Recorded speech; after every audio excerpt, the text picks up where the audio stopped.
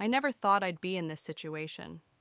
Standing there, camera rolling, the old donkey beside me, and my landlord watching with a smug look on his face. If you had told me a few months ago that renting a small countryside cottage would lead to this, I would have laughed in your face. But here I was, caught in one of the strangest, most ridiculous, and downright uncomfortable moments of my life. And it all started with a simple lease agreement. When I moved into this place, I thought I had found a peaceful escape from the city, a quiet retreat where I could focus on my work, breathe in fresh air, and maybe even make a few friends in the small village. My landlord, Mr. Dawson, seemed like a decent guy at first. A little old-fashioned, sure, but friendly enough. He was one of those people who could talk for hours about the good old days and his love for animals, especially his donkey Buster. Now, Buster wasn't just any donkey. According to Mr. Dawson, he had been in the family for over 20 years, practically a local legend. "He's more than just a pet," he'd say, patting Buster's back. "He's part of the household, part of the business." That last part never really made sense to me, until of course the day I realized exactly what he meant. It started with small requests. "Could you give Buster a little brush down while I'm away?" "Sure, no problem." "Would you mind feeding him in the mornings? Just a quick task, nothing much." "Fine, happy to help." But then things started getting weird.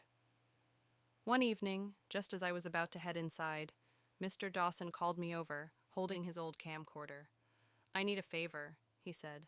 "Something special for Buster." I hesitated. What kind of favor?" He chuckled, adjusting the camera in his hands. "I just need a little footage, a nice moment, something wholesome, you know." Before I could even process what was happening, he was positioning me next to Buster, adjusting the angle, giving me instructions like some low-budget director. "A little closer now, give him a pat. Good, good. Now smile, look natural." It was awkward, but at first, it seemed harmless. Maybe he just wanted a cute video for his social media or something. But as he kept directing, his enthusiasm grew almost obsessive. The requests got stranger. "Talk to him a little, make it personal." Then he handed me something, a ridiculous costume. "Just for fun," he assured me. "Buster loves it." At this point, my gut was telling me to back out. But for some reason, maybe politeness, maybe pure confusion, I went along with it. And that's when I realized this wasn't just for him. He wasn't just making a fun video. And when I finally saw where that footage ended up, my stomach dropped. At first, I didn't think much of it. Maybe Mr. Dawson was just one of those quirky old folks who had a strange sense of humor. Maybe this was just some small-town thing I didn't understand. But something about the way he grinned when he hit record made my skin crawl. It was like he knew something I didn't, and that feeling only got worse when I saw how particular he was about getting everything just right. After the filming was over, he patted me on the shoulder, thanked me like I had done him the biggest favor in the world, and walked away, humming to himself. I tried to shake it off, telling myself it was just an old man's harmless hobby. But later that night, lying in bed, I couldn't stop thinking about it. Why was he so insistent? And more importantly, where was that footage even going? Curiosity got the best of me. The next morning, I decided to ask him about it, casually, like I wasn't overthinking everything. I found him in his usual spot on the porch, sipping his morning tea while Buster stood lazily beside him. "So, what do you do with those videos?" I asked, keeping my tone light. He looked up at me, eyes twinkling like I had just asked the perfect question. "Ah, they go online, of course." I felt a strange pit in my stomach. "Online? Like, where exactly?" He chuckled. "Oh, just a little site I run. Folks love seeing Buster. He's got fans, you know." Fans? A site?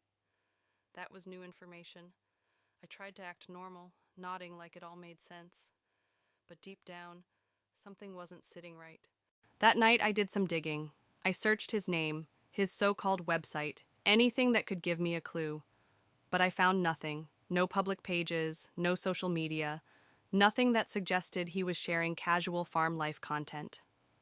Then, Just as I was about to give up, I noticed something strange in one of my search results. An obscure forum post mentioning exclusive countryside content linked to a private subscription-based platform. My heart pounded. Was that what he meant by fans? I clicked the link, and what I saw made my stomach turn. The page took a few seconds to load, and with every passing moment, my chest tightened. When it finally popped up, my screen was filled with grainy thumbnails, some of Buster, some of other animals, and to my horror, some of me. I clicked on one of the videos, my hands trembling. It was the same footage Mr. Dawson had filmed, the same awkward interaction, but the title was bizarre. Something dramatic, something that made it seem like I was part of some big spectacle. And beneath it, a comment section filled with people reacting, speculating, demanding more. I felt sick. This wasn't just some innocent animal appreciation page. Mr. Dawson had turned us, into some kind of online curiosity. I scrolled further, and the more I saw, the worse it got. The videos had hundreds, sometimes thousands of views. People were paying to see this. But why? What was so fascinating about it? I shut my laptop, my mind racing. Was this a joke? A scam? Was he tricking me the same way he was tricking his so-called audience? And if so, how far was he planning to take it? The worst part was, I had no idea how many of these videos existed. How many moments had he captured without me even realizing? Was I being watched even now? I needed answers. But more than that, I needed to figure out how to make it stop. I barely slept that night. Every sound outside made me jump. The rustling of the trees, the occasional bray from Buster, even the creaking of the old wooden porch. My mind kept circling back to those videos. The way Mr. Dawson had directed me, the way he had smiled like he was in on some secret. Had this been his plan from the start? Had I just walked into something much bigger than I realized? By morning, I had made up my mind. I needed to confront him. I needed to know exactly what was going on. I found him in the barn, whistling as he brushed Buster's coat like nothing was out of the ordinary. For a second, I hesitated. Maybe I was overreacting. Maybe there was a logical explanation. But then I remembered the titles, the comments, the sheer number of people watching. Mr. Dawson, I started, my voice steady but firm. I saw the videos. He didn't even flinch. He just kept brushing, like he had been waiting for this moment. Ah, he said, nodding. Figured you would eventually. That was it. No denial, no surprise, just acceptance. My stomach twisted. What is this? Why are you doing this? He sighed, finally turning to look at me. His face was calm, almost amused. People love a good story. They love the mystery, the drama. And you, he gestured toward me with the brush. You became part of it. I stepped back, my pulse hammering. You used me, I said. You filmed me without telling me the truth. His smile didn't fade. Oh, I told you enough, he said. You just didn't ask the right questions.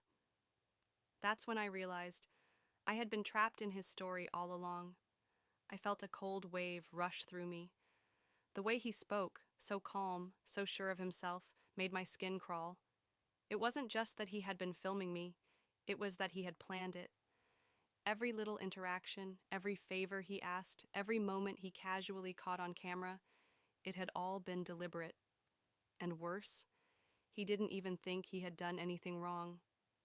I took a step back, my heart pounding. This isn't right, I said, my voice shaking. You can't just use people like this. Mr. Dawson tilted his head, almost like he was amused. Oh, but I can, he said. And I have. The question is, what are you going to do about it? I wanted to shout at him, to demand he take the videos down, to tell him I wasn't going to be part of whatever twisted game he was playing. But before I could, he pulled something from his pocket, his phone. With a few taps, he turned the screen toward me. It was another video, one I hadn't seen before, one that had just been uploaded. It was me, standing outside my cottage, looking around like I was being watched. The title? He's starting to figure it out. My breath caught in my throat. This wasn't just about the old videos. He was still filming me, even now. I spun around, eyes darting across the barn, the trees, the fence line. Somewhere, a camera was on me, recording, broadcasting. How many people were watching right now? Mr. Dawson chuckled. See, this is what they love, he said. The tension, the suspense, it keeps them coming back. I turned back to him, rage bubbling under my skin. This isn't entertainment, I snapped. This is my life. He shrugged. Your life became a story the moment you stepped onto my property. The weight of his words sank in, and suddenly I understood. This wasn't just about me. It had never been about me. I was just the latest character in whatever twisted thing he was running. How many others had been here before me? How many had left without realizing they were still part of his show? And then, the real question hit me. Would I even be able to leave at all? Panic surged through me, but I forced myself to stay calm. If I lost control, I'd be playing right into his hands. He wanted a reaction. He wanted me to spiral, to feed into whatever twisted storyline he had created. But I wasn't going to let that happen. I glanced around again, scanning for the camera, for any sign of where he was filming from. There had to be something, some hidden lens, maybe even a drone. But the more I looked, the more helpless I felt. Mr. Dawson smirked, watching me closely. You can search all you want, he said, slipping his phone back into his pocket. But you won't find it. You never will. That's when I realized the truth. There was no single camera. It wasn't hidden in the barn or in the trees or anywhere specific. It was everywhere. My phone, my laptop, even the cameras around the property. I had been surrounded the whole time. You've been live streaming me, I whispered, the horror sinking in. He nodded. From the moment you moved in. My hands clenched into fists. I wanted to run, to call the police, to do something, but I knew I had to be smart. If I tried to leave in a panic, he'd turn it into more content. If I lashed out, he'd spin it into his narrative. So I did the only thing I could. I played along. I took a breath and forced a smile. You're right, I said, stepping forward. This is a good story. His eyes narrowed slightly, like he wasn't sure if I was bluffing. But you know what makes a story great, I continued. An ending no one sees coming. Before he could react, I lunged, not at him, but at his pocket. I grabbed his phone, yanking it away before he had time to stop me. He shouted, reaching for it, but I was faster. With shaking hands, I scrolled through his apps, through his accounts, and there it was, his streaming platform, still active, still live. I turned the camera toward him, letting his own audience see him for what he really was. Say hello to your fans, Mr. Dawson, I said, my voice steady now. His face paled. You don't know what you're doing, he hissed. Don't I? I asked, tilting the phone so they could see me too, because from where I'm standing, I just took control of your story. And then, with one final tap, I ended the stream. For a moment, there was nothing but silence. No more recording, no more audience, just me, Mr. Dawson, and the weight of everything that had just happened. His face twisted in anger, but there was something else there too, panic. Without his cameras rolling, without the constant attention of his viewers, he had nothing, and he knew it. You think that changes anything? He muttered, his voice low. They'll be back. They always come back. I shook my head. Not this time, I said. You don't control the story anymore. My hands were still shaking as I stepped back, gripping his phone so tightly my knuckles turned white. I could feel my pulse in my ears, my body still buzzing from the adrenaline. But I didn't let myself hesitate. I opened his app settings, scrolled to the account details, and without another word, deleted everything. Mr. Dawson's expression shifted from anger to shock.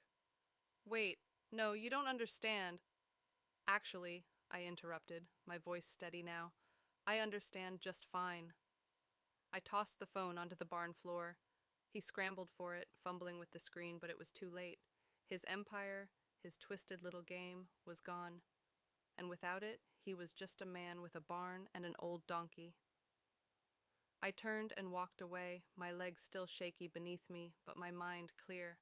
I had spent so much time feeling trapped, like I was just another pawn in his game, but in the end, all it took was flipping the script. That night, I packed my bags. There was nothing left for me here. Not in this house, not in this town. As I threw the last of my things into the trunk of my car, I glanced back at the barn one last time. Buster stood there, watching me, his ears twitching. "Take care, buddy," I murmured. Then I got in my car and drove away. No cameras, no audience, just me, finally free from the story I never asked to be part of. And as I left that place behind, one thought kept running through my mind. Some stories aren't meant to be told. And some people, they don't deserve an audience at all,